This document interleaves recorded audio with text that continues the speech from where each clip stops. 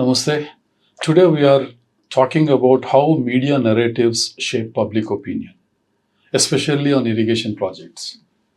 A striking contrast can be seen in the way projects in Andhra Pradesh are praised, while similar efforts in Telangana are criticized. These narratives influence not just perception, people's perception, but also have a direct impact on the policy debates and decision making. To understand this better, we have with us Professor Chandri Raghav Reddy from the University of Hyderabad, who has written extensively on counter narratives, especially in irrigation sector and agriculture sector. Namaste, Professor Reddy. Good afternoon. Can we share some examples of contrasting narratives in contemporary mainstream media, both in print, electronic, as well as in social media? I mean, how these contrasting narratives are peddled or orchestrated in the current scenario. See, the contrast is very clear to those who have experienced the narratives in both the regions. Sitting in Telangana, largely confined to Telangana projects alone, will not help you to understand that the narratives of asymmetry. So the asymmetrical narratives can be found only when we look at the narratives in the popular media and as well as print and electronic media about Andhra Pradesh irrigation projects.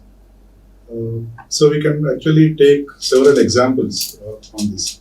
The most recent one, which actually instigated me to write a couple of articles on this issue, the asymmetry of narratives, is about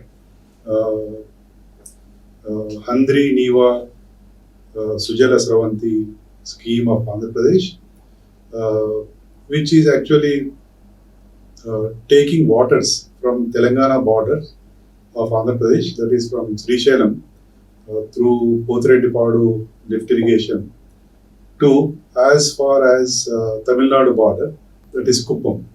So it is much celebrated. For example, Paramasamudram tank, village tank, we call it as Cheru in Telugu, being filled with waters of Krishna, traveling all the way about 650 kilometers to 700 kilometers from Krishna head point till Kuppam. So this is a kind of great achievement, a significant achievement as far as irrigation needs and farmers' interests are concerned, because water reaching Rayalaseema region, which is actually known for drought, continuous drought, lack of rainfall, and poor farming conditions, farmers' economic conditions. So water reaching that place is kind of phenomenal. It's a great effort on the part of governments of Andhra Pradesh, and we appreciate that. So the point is the way it is celebrated, the way the party in power, their cadre, and farmers in general, or people reacting to the social media or news in print and electronic media is overwhelming. They are all celebrating. So this actually has to be contrasted with what happened in Telangana. When Kaleshwaram lift irrigation scheme was launched phase by phase. So water was lifted to one irrigation reservoir, and then to next reservoir, and then to next reservoir in a phased manner. But the narratives that was portrayed or presented in both popular media, that means social media, as well as print and electronic media, was of contrast.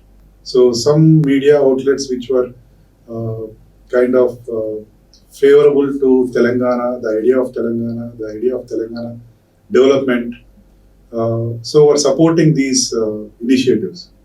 But whereas some media, but particularly print and electronic media, which could not actually even till today, but even by that time, digest the fact that Telangana has been created and Telangana is making strides, big strides in irrigation efforts, and it is making efforts to take water, Godavari water, from as far as 300 kilometers to the highest reservoir, that is Kondapochamma or Malana Sagar reservoirs. So this was, I did not find kind of overwhelming celebrations in popular media, that is print and electronic media, as well as social media. So this is, as I told you, because of the affiliations, either directly or indirectly, of different media houses with certain political parties, or the media houses located in Hyderabad but being controlled by people who have interest in Andhra Pradesh or who have vested interest in Hyderabad, were actually trying to project it as kind of an unnecessary project. So these elements have actually created different goalposts, different yardsticks, and different dimensions of criticisms against this project. Even if people were celebrating the success of these irrigation initiatives, perhaps the media was not highlighting them or amplifying them as they are doing in case of Andhra Niva or any other project in Andhra. Is that true? Yes, exactly.